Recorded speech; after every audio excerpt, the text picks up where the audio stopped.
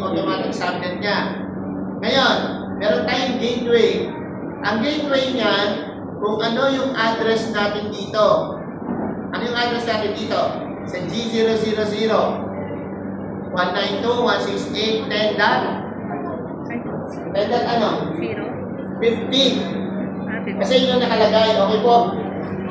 Nagagets mo ba?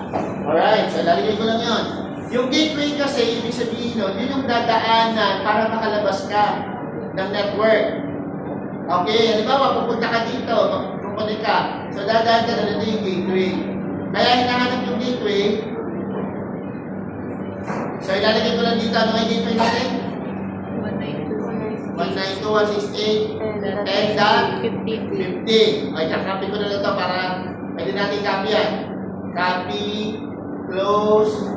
O ito, ano naman ang ano nito? Address. 192.168.10.2. As a second. Okay.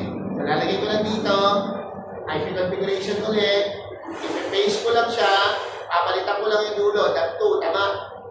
Tapos i-click ko lang, okay na siya. Tapos yung gateway, hindi na ako magta-type kasi ang gateway magkakamukha lang. .50, green.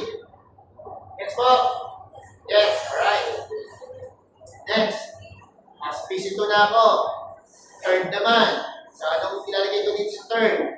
.3 naman. Alright, tapos subnet mask. And then tapos ganun pa rin, default gateway. I-paste ko lang siya. Alright? May tanong po doon. Wait lang.